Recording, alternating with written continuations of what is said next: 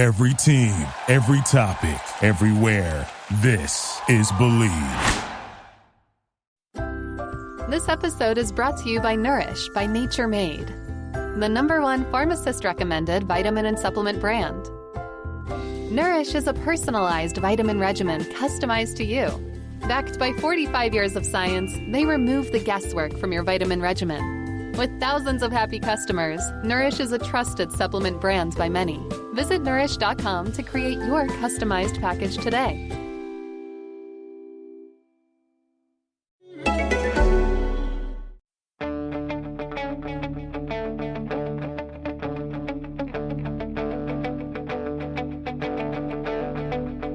Ich warte seit Wochen auf diesen Tag und tanz vor Freude über den Asphalt.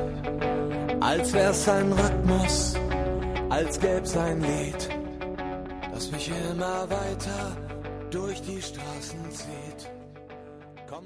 Welcome to Gegenpressing, the German football podcast from the Football Grad Network. Hey, Hal, that's me. This is my voice. This is how it sounds almost all the time, unless I'm sick. And I'm back hosting, and I couldn't tell you how delighted I am. Can I begin by welcoming Manuel Veth back, a regular contributor to this podcast. Manu, how are you? Oh, I'm very, very good. Glad to hear your voice back on the podcast. How are you? How's it going? Well, it's going. It's an interesting voice at the moment. It's had quite a lot that's been thrown at it. I am recovering from a cough and a cold, and Chris Williams knows exactly what I'm talking about. Surrounded by the sick is not something that I'm particularly fond of. Chris has been made well aware in the past when I've worked with him that I don't do germs. Chris Williams, hopefully you have been feeling better than me over the past few days. Yes, thank you very much, Hal. I have, and I hope you feel better soon. We should probably say congratulations to Bryce. So for anyone that is listening, which I hope the people are still listening, the reason Hal is sat in the hot seat is because Bryce has decided to go and get married. He has. That's absolutely the right thing to say. I'm in the seat of heat because Bryce has decided to basically give up on life and get married, something that I've done, Chris has done. Manu, have you? Yeah, have you I have. Oh, wow. Okay. Happily so. Happily so. I've been happily married. That's great. I've been happily married for 5 years. I've been married for 10. So that means that we've got to find out if Matthew Marshall, welcome. How are we doing, Matthew? Hi, guys. How you doing? So the big question, Matthew, are you married?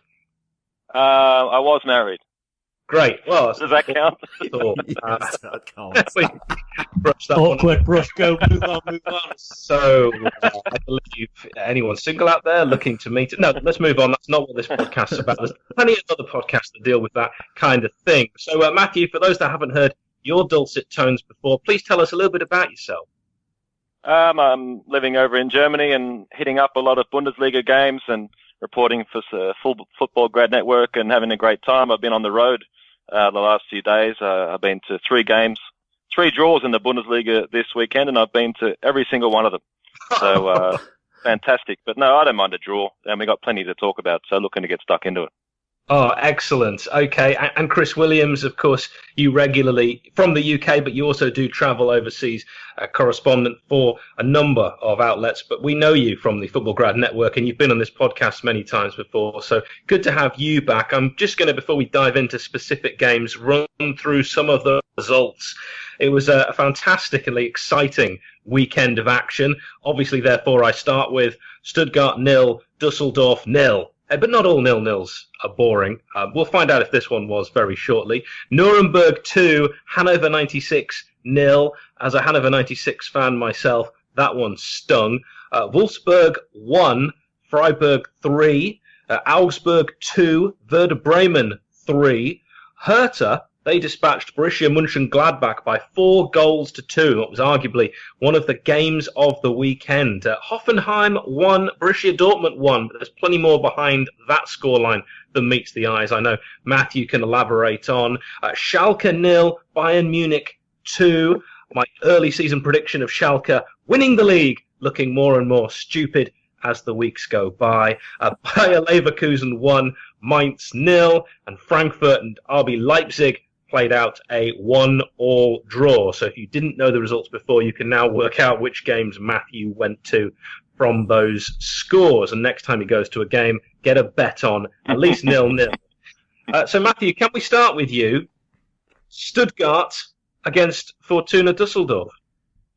Yeah, the game itself didn't have a whole lot of opportunities, but the better ones certainly fell to the away side, and man of the match performance from Robert Zieler really kept Stuttgart in the game.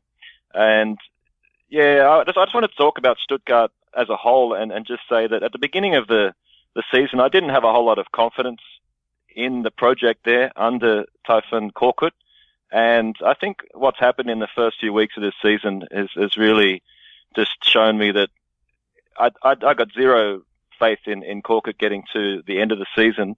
And to be honest, I think he'll be lucky to get to Christmas. Despite their results being really good when he took over, I thought they did it with a very, very basic tactical plan.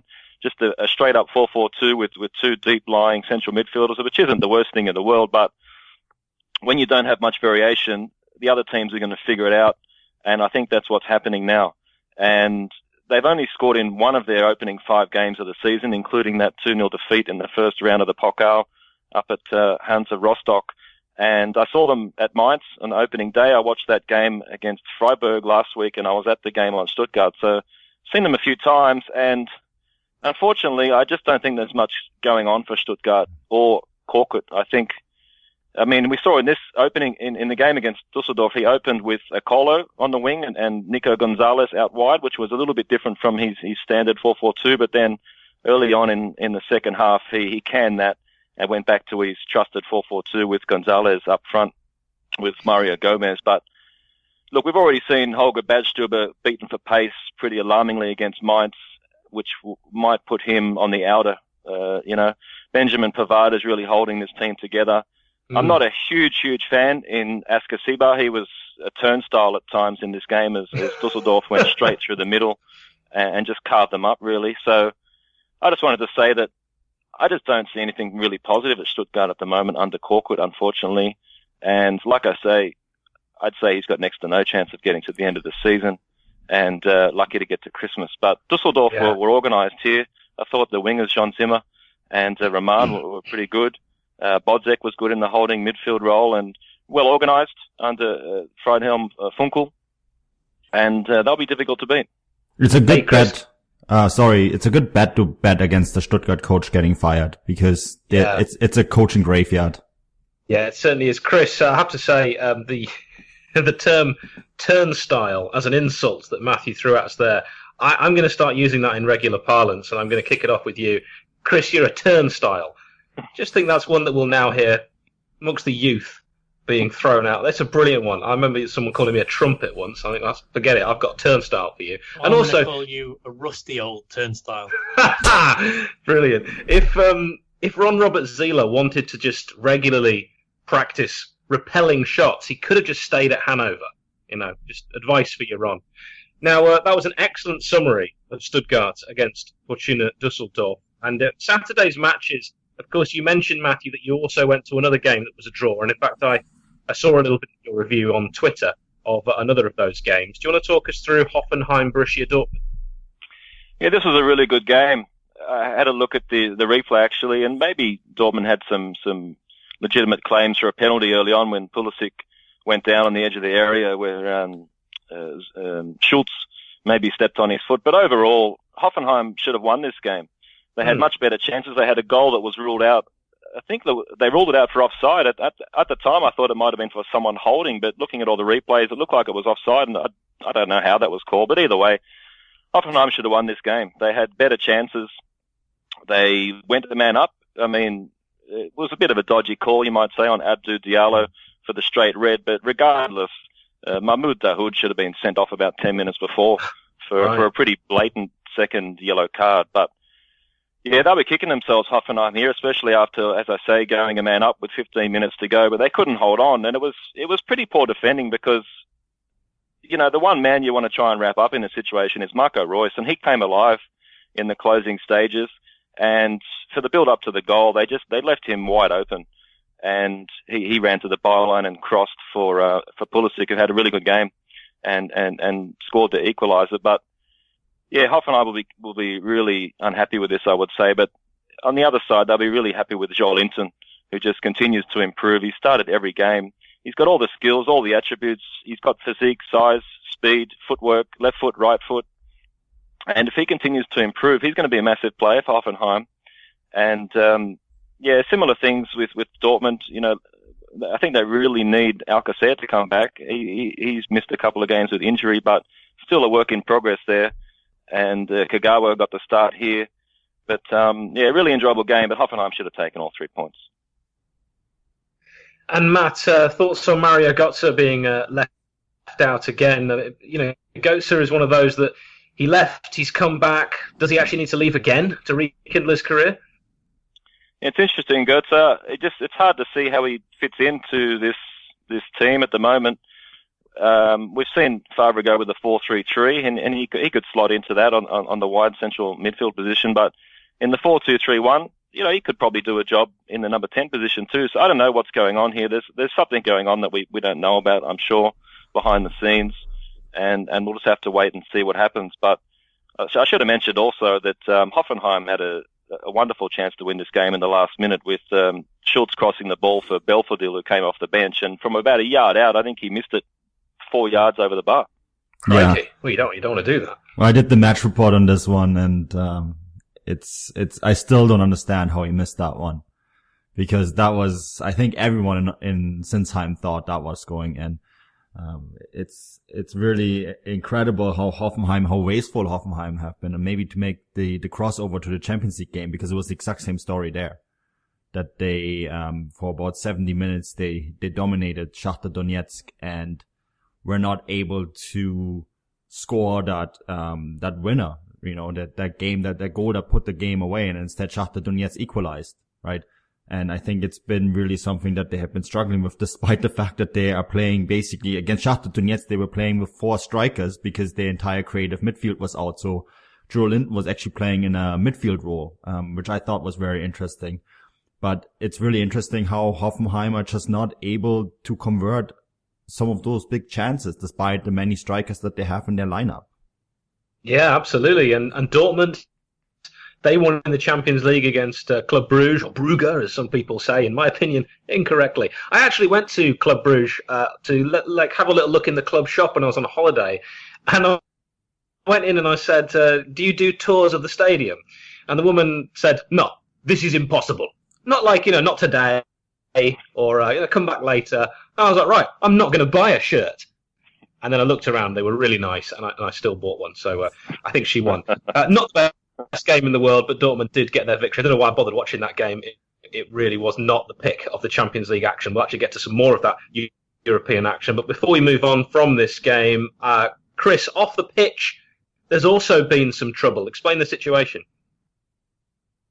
Oh, yeah. Well, this will be with the Dortmund fans. There was, I think, 32 of them received a banning order from Hoffenheim from the ultra contingent that is within Dortmund. Over the previous few last encounters, they have targeted Hopp, who is the owner of Hoffenheim. Probably had their attentions diverted elsewhere a little by the rise of RB Leipzig, but Hoffenheim still looked on upon a side that have came up the ranks very quickly, no tradition, no history, etc., etc. And yet they targeted Hopp and his wife, and he's not taken too kindly to that. So he issued some banning orders, and the response was for the Dortmund fans to unfurl a banner with Hopp in the middle of some crosshairs. So we'll see how this one works out. There was also some other banners. There's a picture in Kicker and a commentary by a lawyer, Chris, as well. One of the banners reads, you son of a, you can fill in the blank. And a lawyer has suggested that games like that shouldn't even be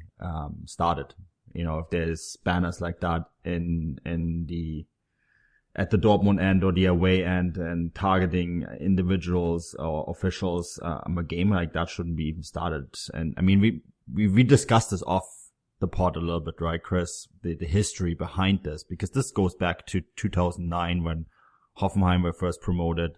Dortmund have, and you know the fan scene a lot better than I do, but Dortmund have some very active traditionalist fan groups, right, that are really in for 50+1 against models like Hoffenheim, and they have been at each other for, I mean, the better part of 9 years now, right, Chris? Yeah, just don't mention to them that Dortmund are listed on the stock exchange, because that doesn't get you a very nice response, as I found out once. Yeah, Okay. don't show them the mirror of the truth. Yeah, it's a weird one. I mean, this has been going back and forward, and I don't think the last word has been spoken on this one either yet. Yeah, it's a shame. I don't really like hearing about stuff like that. I've never been into any of that off-the-field nonsense, and anyone looking at me would be able to tell you why. I don't look like Bryce. Now, non-European clubs, the ones that haven't been in action in either Europa League or Champions League, but still have been competing quite strongly in the Bundesliga. Manu, Hertha have been good fun this season. Not only are they still undefeated, but they also play some pretty good football. We've often described them as a sleeping giant. Have they awakened from their slumber? Oh, Chris, I think we need to discuss this in great length because... Well, hang on. First of all, I need to check that I'm not dreaming, because we've already said that Hertha play some good football, and is the sleeping giant awakening. The past 2 seasons that I've spent a considerable amount of time at Hertha with you, we haven't had the socks board off us because we've seen them get 5 and 6 goals pasted past them. We saw good football though. Yeah, not from Hertha Berlin. Yeah, that's it. I mean, I did the final game of the season, not last year, the year before, and it was Leverkusen that absolutely humiliated them 6-2. And then Chris and I went last season for the final game of the season, and it was exactly the same scoreline, 6-2 again. And I said to Chris jokingly, I bet you this is the last time I get accredited for a last game of the season at the Olympiastadion in Berlin, because I got the same scoreline twice. So I got to see 2 really, really good games. 8 goals. I was very happy, but Hertha were not that happy, I guess. But yeah, I mean, we have been talking about this for such a long time because Chris and I, we've been to Berlin a few times now.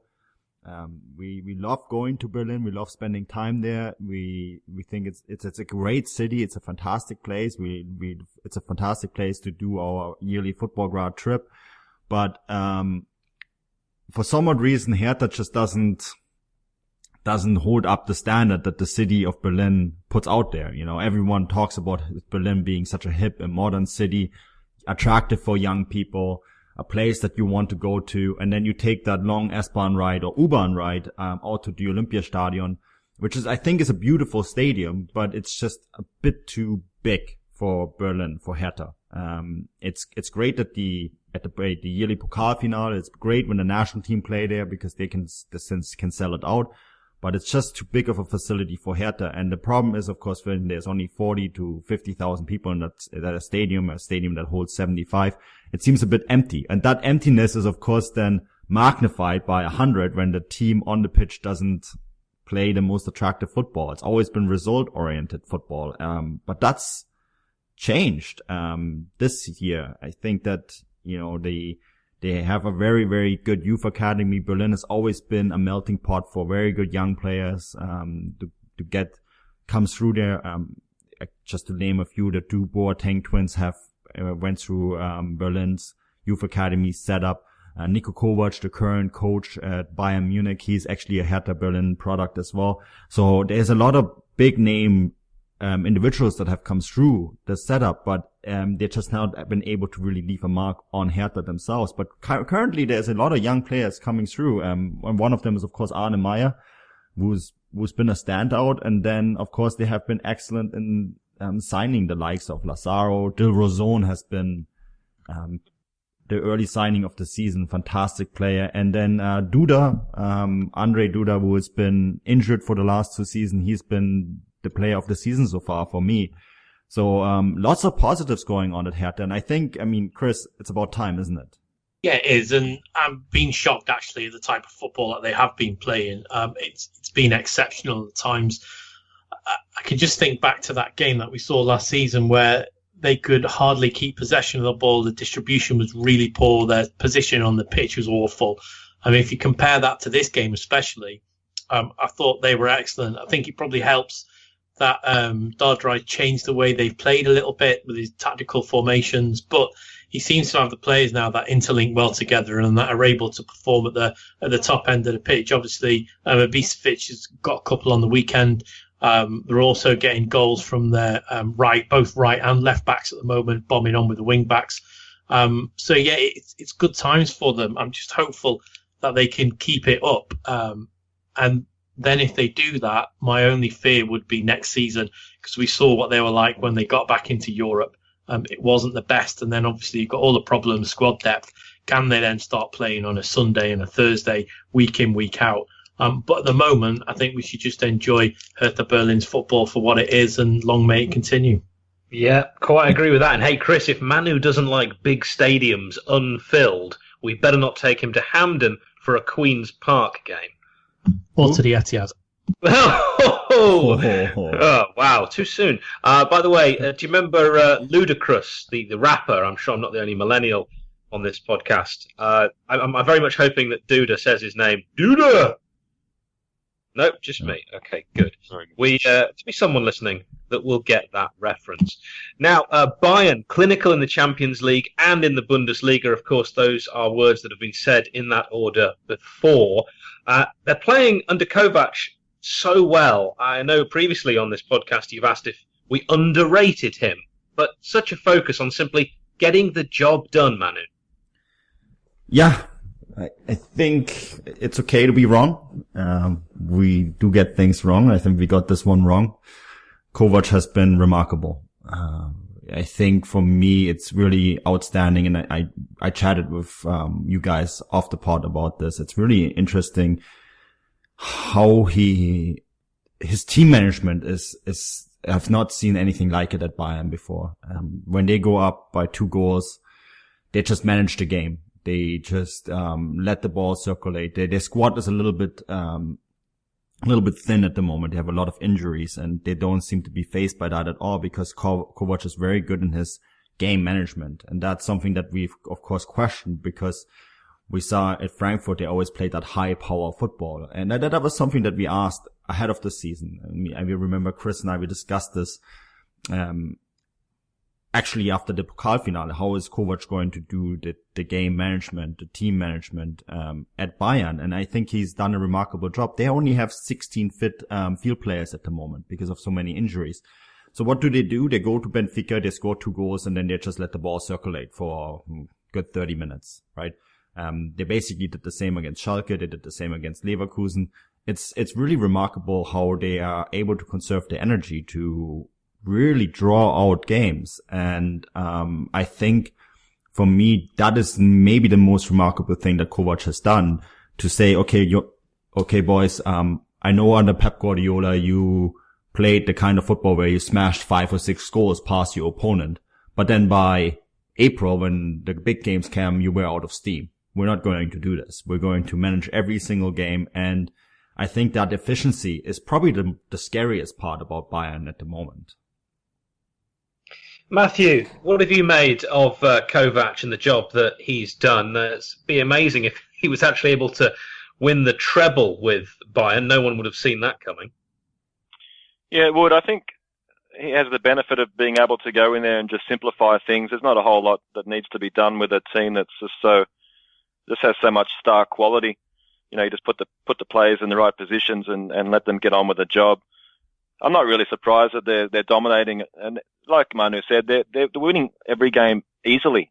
You know, 5-0 in the Super Cup. Okay, they only won 1-0 away in the Pokal, but apart from that, every win in the Bundesliga has been by more than 1 goal, and they're just crushing everything at the moment. Benfica never stood a chance. So yeah, I'm quite impressed with Kovac so far, but we'll only get to see what this club is really made of once we get into February and March. Yep, you're right. It's too early to tell, which is why I still have hope that Schalke might do something this season. I messaged Manu at the start of the season. I said, look, I've got a sneaky suspicion that Schalke are going to win the league, or at least challenge Bayern. You called me an idiot and something else that probably isn't repeatable on the podcast. They are continuing to struggle. It's okay, Hal. I tipped Bayern Leverkusen for the championship, and look at me now. We all get things wrong. It happens. Yeah, Schalke, I'm not that surprised. I think that for me, the big one was Dominique Tedesco.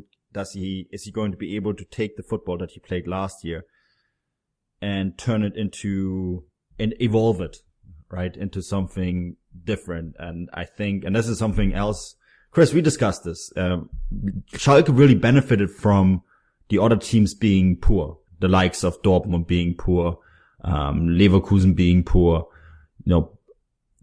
That really kind of washed them to the top of the table. They were second because the rest of the league wasn't very good. So, and I think this year they've just been found out. And, I remember, Chris, you made that prediction last year with Tedesco. It didn't quite work out, but I think fundamentally you weren't really that wrong. Well, I think I was quite wrong because I said he'd be sacked after 4 games and he's still there. But yeah, I think you are quite right. They were poor for times last season. They were just about scraping 1-0 victories. Now, I know there's an argument that if you win all your games 1-0, you win the league, and I do buy into that a little bit. But some of their play was particularly poor. I was at Schalke for the visit of Hertha Berlin, I think it was. Yeah, it was Hertha Berlin. Round about the mid-stage after the start of the second half of the season, and they were particularly poor. And even though they were doing quite well, certainly the stand I was in the press area, the gentlemen and ladies sat behind me weren't particularly on side with the type of football that was being played, and they were very vocal at letting that know. So even then there were signs a little bit that maybe even when things were going good, it wasn't going to the way that maybe Schalke wanted to play football. But then, of course, they had some fantastic results, most notably against Borussia Dortmund at Dortmund, and then obviously in the away game back in the Veltins Arena, the Schalke home game in the Veltins Arena, they put Dortmund to the sword, which I think may have papered over a few cracks that they had this season. But yeah, they've not started well, and now they're the only side that haven't won this season. They've played 4, lost 4, and are rooted to the bottom of the table, a little bit like they were. I think it was 2 seasons ago, wasn't it? It was maybe 6 or 7 matches in until they finally won their first game. And they had a couple of manager changes that season. So we'll see where this one leads them. I think if they get outplayed by Freiburg, who had a fantastic result on the weekend away at Wolfsburg, it could be pretty much curtains-ish for Tedesco, because with them not firing well in the Bundesliga, I mean, let's be honest, they're not really going to get into the latter stages of the Champions League with an eye to qualifying through winning it. So the Bundesliga is their only way back in to next season's Champions League. And I think it will put them back 5 or 6 years if they were to dip out of it again already. Yeah, they were very disappointing in the Champions League, weren't they? That 1-1 draw against Porto. You had Briel Mbolo with an Ngolo, and then also Otavio with a penalty. So that was 1-1. But Schalke would have hoped, when you're playing at home in the Champions League, to get 3 points. 1 point is still enough at the moment to think that they could qualify, but it's not looking likely. And as you say, they ain't going to win the Champions League to get back into it next season. Matt was actually at that game, the Porto game. So, I mean, we discussed this in great length, right, Matt? And I personally think if you're a German Bundesliga side and you're playing at home against a team from Portugal, and that's no offense, you need to get this 3 points. So I think I put this down as a disappointing result.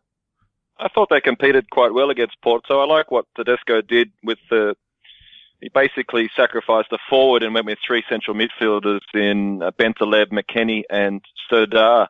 And McKennie and Serdar had really good games with Bentaleb playing the holding role, and Mbolo played really well up front with Ut. So I thought that the forward line sort of sorted itself out with Mbolo and Ut, and having those 3 central midfielders worked really well. And it looked like he went away from this game and brought back Franco De Santo. So I didn't quite understand that, especially coming up against such a strong team in Bayern. I see that Söder wasn't in the squad, but I thought he took a few positive steps against Porto. Never really expected to win this game against Bayern, but they've got a couple of really crucial games, as you say, Chris, away to Freiburg, which isn't going to be easy, and then a home game against Mainz before they get back into the Champions League action with an away game at Lokomotiv Moscow. So, yeah, a couple of crucial weeks coming here for Tedesco. I still think he's got a lot more credit in the bank than what you guys think, but we'll just have to wait and see how they go. Yeah, but Schalke is such a volatile environment. This is really, I think you're right, Matt, that they will give him more credit than probably we are giving him. But at the same time, having seen Schalke over the last, I've been following the Bundesliga since the 90s, early 90s, and Schalke was always a club that would go from high to low. They're such an emotional club and environment that it's very difficult to work there long term. It's very few coaches have managed to do a long term project, and that's always been the frustrating thing about Schalke, that as a club they have a lot of potential. They're the club with the third most members in Germany. They have the third largest fan base behind Bayern and Dortmund.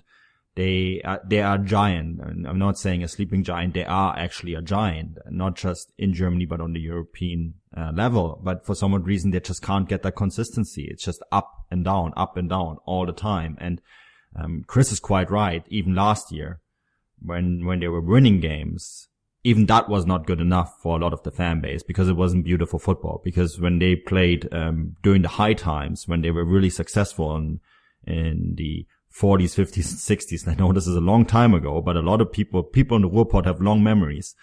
And they were playing the most attractive football in Germany then. And that's always been the level that they get put on. So it's a really weird club in that sense, a powder cake all the time. And I think that's what, if I was Tedesco, I would be worried about this, because it doesn't take long for that powder cake to erupt. I think his saving grace on this could be that they don't actually play Dortmund until December, do they? So there's still a bit of time to sort it out. If they were in this rut that they're in at the moment, and maybe they play Dortmund in the next couple of weeks, I think it could be a problem for them, and that's what their fans will view it on. The two biggest games of the season are without doubt the two derby games, and I think it will play into their hands that they do have at least a couple of months to sort themselves out before they welcome Dortmund to town. Yeah. All right, shall we move on to Friday's matches? Leverkusen turning it around, quite literally, 2-0 down against Ludogorets. Still nothing. Okay. No. They won that one 3-2, thanks to Brandt and Havertz. Those two were also difference makers against Mainz. So, Manu, where do we begin with this one? Sorry, Sunday's matches, I should say. Well, they won. That's good, because, I mean, I'm not surprised you went to me. I think every Leverkusen result up to this point, just made me look like an idiot. I'm going to admit it. I had them tipped as the champion, and I definitely got that massively wrong, but it happens. I make mistakes like everyone else, and not over yet, Manu.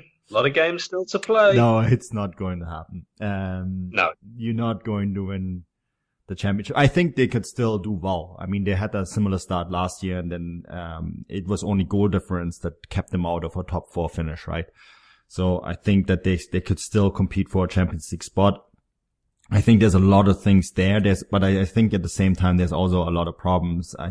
What has really saved them in the Europa League, where they were 2 goals down against Ludogorets, and again, no disrespect, but you have to win your European games against a side from Bulgaria if you're from Germany. I mean, we're talking about clubs and financial capabilities that are second only to the Premier League. You have to win those games. There is no other way about it. You have to win those games. And they did. They were 2 goals down. They turned it around. Havertz and Brandt pretty much saved them. The two of them were brilliant. They turned it on and got the job done. And the same thing against Mainz. It was a cross by Brandt, Havertz with the goal. And I guess those two are just miles ahead of everyone else in the squad.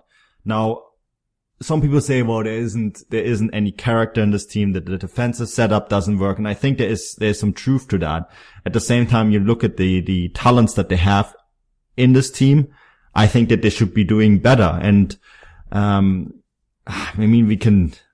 Matt said this. Matt, you said this last week. We could probably do an entire podcast about Heiko Herrlich. So, it's kind of interesting, how we just keep discussing him and his tactical setup, isn't it? Yeah, there's nothing to really add here after this game. I wouldn't have thought about Bayer Leverkusen. We know that Julian Brandt, Kai Havertz, and Leon Bailey are the stars of the show there. All I will say is that they get the clean sheet. I watched most of this game actually at Frankfurt, and I thought Mainz had quite a lot of opportunities in the second half after Havertz scored. So I haven't changed really any opinion on Leverkusen or Herrlich after this match. You know, they are what they are, and they've got tremendous potential, but I'm not sure if he's the manager to really realise that. Now, I do want to move on to a game which I know, Matthew, you're going to have some thoughts on. Watching highlights of RB Leipzig and RB Salzburg made me thirsty. I had a monster. So this was a match with a big storyline. But what is actually the relationship between the two clubs? Let's be real, dealing with tangled cords can make it harder to do your hair. Break free with the new Unbound Cordless Auto Curler from Conair. Get the curls and waves you want, anytime, anywhere. It's designed to let you experience the power and freedom of beauty in motion. No cords to hold you back. You get your curls and waves your way. Unplug and be unbound. Loose curls, tight curls, beachy waves. The Unbound Cordless Auto Curler makes it easy to get the looks you love. Love your look. Live Unbound. Available at Conair.com and search Unbound. Imagine if you could shop the shelves of all your local liquor stores at the same time. Well, spoiler alert, you can with Drizzly, the #1 alcohol delivery app. Drizzly lets you compare prices from local liquor stores on a huge selection of beer, wine, and spirits, then get them delivered right to your door in under 60 minutes. And right now, Drizzly is giving all new customers $5 off their first order. Just enter promo code SAVE5 at checkout. Download the Drizzly app or go to drizzly.com. That's DRIZLY.com. Matthew, I'll throw that one at you. Yeah, leave that to Manu, I'd say. Oh, really? Oh, Manu, I mean, if you're jumping at the bit, go for it. Yeah, Chris and I think we've discussed this many times, but, okay, so the relationship, let me break it down, alright? So Red Bull is a big conglomerate that produces an energy drink and various other drinks. I mean, I think they now have Coca-Colas and et cetera, all in their portfolio, but it's known for basically making an energy drink, not the one that you consumed before this podcast, Hall. It's a bit of a smaller can. It's not quite as extreme as a Monster. You should probably go to a doctor now, now that you consumed the Monster. I'm pretty sure there's a health advisory on that can. Let's see if I get to the end of the podcast. Yeah. Let's put it that way. If you tune out, we know why. No, but the relationship is on paper is quite simple.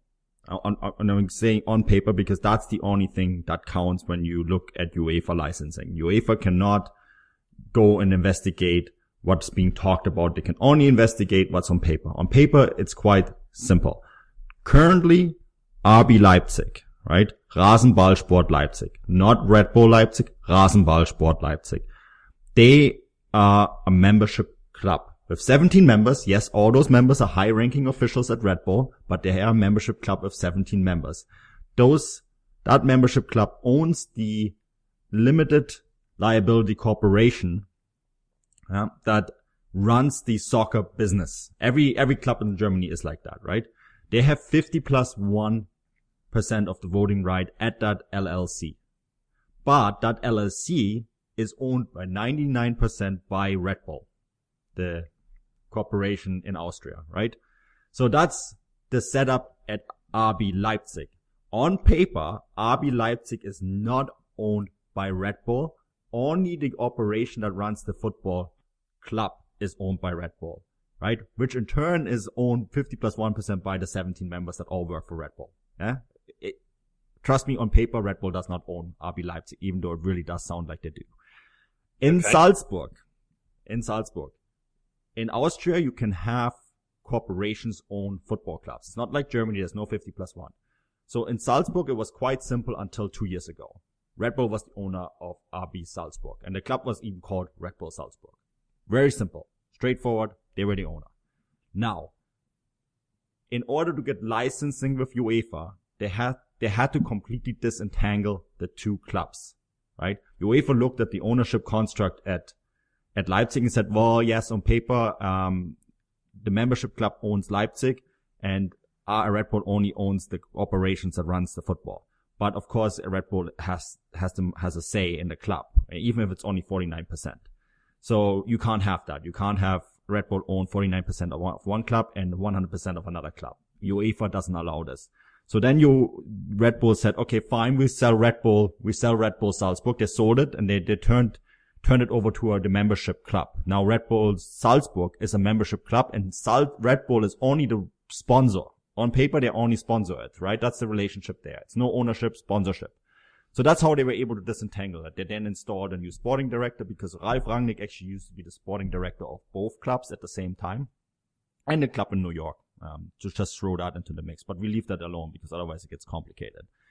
And Oliver Minslav was the CEO of both clubs. And Minslav then disentangled it in this way. So of course, in Salzburg, if you're the 100% sponsor of a club, yes, you know, this club is still dependent on you, but on paper, the members own the club. I don't know how many members RB Salzburg has, but I don't think it's a lot. And then in UEFA, RB Salzburg actually plays as FC Salzburg. So in a nutshell, that's how they got the licensing done. Oh yeah, and they had to remove one of the bulls in Salzburg's logo. So can I just say, Manu, that is absolutely brilliantly surmised. I hope that makes sense. If it doesn't, send me a message and I'll try to explain it again. Of course, we all know that if you were a 100% sponsor of a club, you might not be the owner, but as you say in German, those who pay make the decisions, right? But on paper, you know, it's not ownership, it's sponsorship. It's a very different, legally it's a very different term. And I mean, Chris, we have said this many times, UEFA can only prove what's on paper. Yeah, they can. Yeah. It was just interesting to read in their press pack that they said, and clubs with two very good ties, with two clubs with very close ties, which there was obviously a long and independent report that said there was no such tie, so that did tickle me. Well, it's also 25 players have moved between the two clubs in the last 3 years. So yeah, coincidence. Wow. Coincidence. And every time they pay money to each other too. Every time, you know, goes in the one pocket, goes out the other pocket. Again, we can only prove what's on paper. Yeah, well, in the Europa League, when it matters on the pitch, RB Leipzig, which is Rasenballsport Leipzig, we now know, thank you, against FC Salzburg. So it was 3-2 to Salzburg, which I have to say was a real surprise. I expected Leipzig to win this one, and they won't meet again until November. That one, I guess all of us would agree, came a bit out of the blue. No, Chris, you did the match report on this, but I saw Salzburg in the Europa League semi-final against Olympique Marseille, and I think Salzburg probably still feel hard done by that they didn't win that match because it was a pretty controversial ending to that game. FC Salzburg, it's in UEFA competitions, they're a very good team. I would actually say that currently they might be better than RB Leipzig. Well, the result certainly bears that out. And then, of course, in the Bundesliga, Eintracht Frankfurt, they had to go away from home and face them. And Matthew, this match, obviously you were there, so it ended in a draw. Yeah, it was a fair result. Eintracht had the best of the first half, really should have gone 2-0 up. Luka Jovic went through and took a little bit too long, and Golaschke did well to save it. And then Leipzig came out of after half-time and played quite well, took the lead through a penalty. It was interesting. I love it when there's a penalty, and Timo Werner went up to the penalty spot there, and he's sort of sheepishly standing around waiting for the ball, but Forsberg had already claimed it, had it under his arm, and walked slowly over to the spot and has a little conversation with Timo, which must have been something like, Timo must have said, mate, can I take it? And Forsberg's like, nah, mate, I got this, and Timo's like, but mate, I'm the striker. Then he says, mate, don't worry, I got this, so he puts it away, but I just love those little conversations. Surely you got that worked out before the game, but yeah, both managers after the match were happy with a point here after their European exertions. And as I say, it was a fair result, but really good to see Ante Rebic back. He came off the bench here with about 20 minutes to go and was heavily involved and had a really good chance to score the winner in the last couple of minutes with a close-range shot that Gillespie did well to save, but not a whole lot to really dissect in this game, although I will say that Adi Hutser's done a better job than I maybe thought he would. He's really doing well to try new things out. And we mentioned, didn't we, guys, last week after that game at Dortmund that he might need to find a way to get Jovic and Haller into the team. Well, he did that here. And the way he did it was to go with 3 centre-backs, moving Makoto Hasebe back into that position, which I think works well, especially with Ndicka on his left. I thought that really worked well. Da Costa has impressed me quite a bit. Kostic does pretty well on that left wing-back role. And if you throw Ante Rebic into this side now, behind Jovic and Haller, that's very exciting and has the potential to score a whole lot of goals.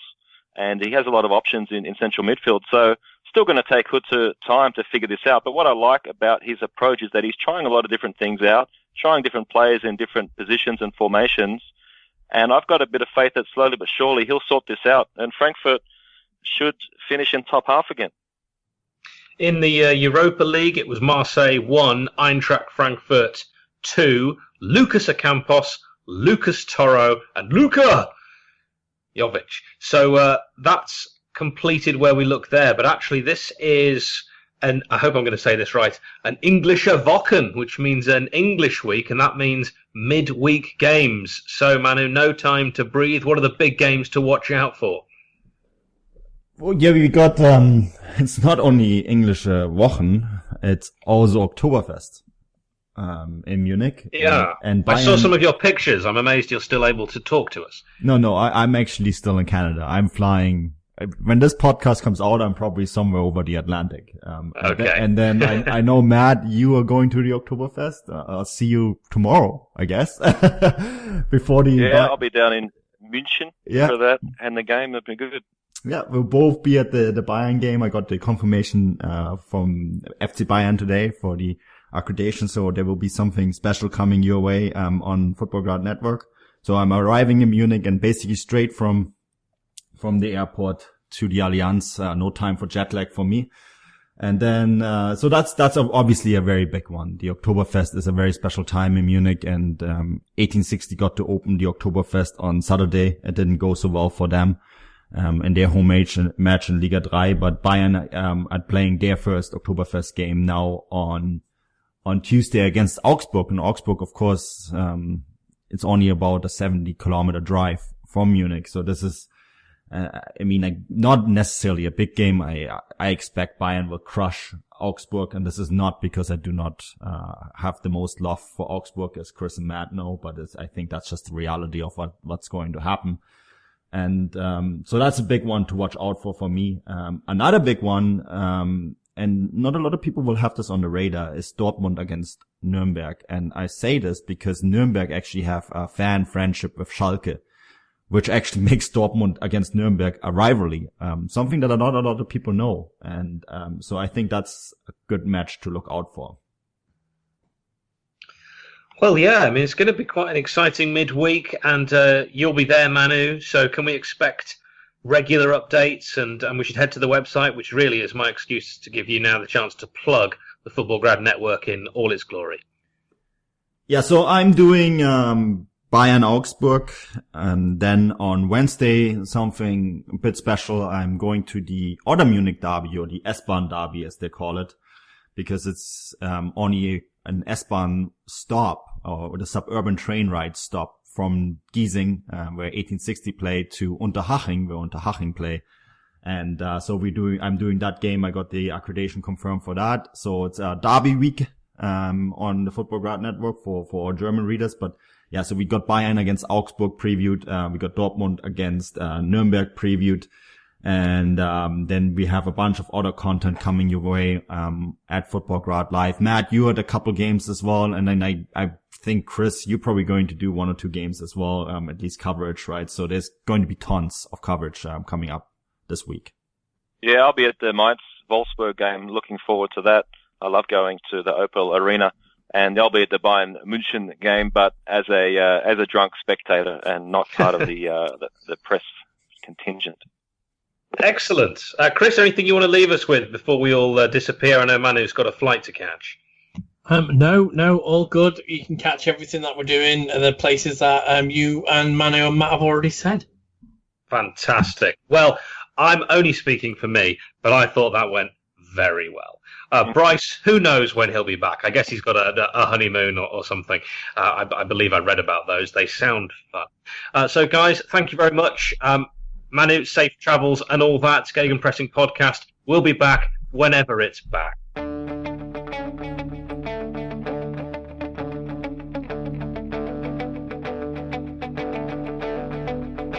Ich warte seit Wochen auf diesen Tag und tanz vor Freude über den Asphalt.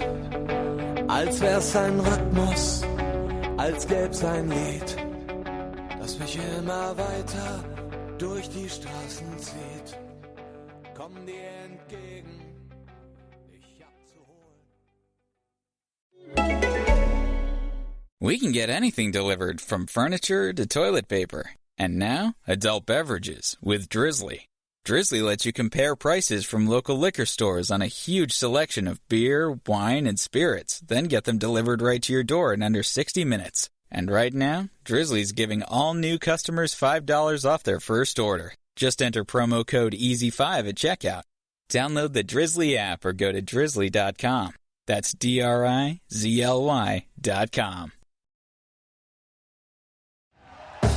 Thank you for listening to Believe. You can show support to your host by subscribing to the show and giving us a 5-star rating on your preferred platform. Check us out at Believe.com and search for BLEAV on YouTube.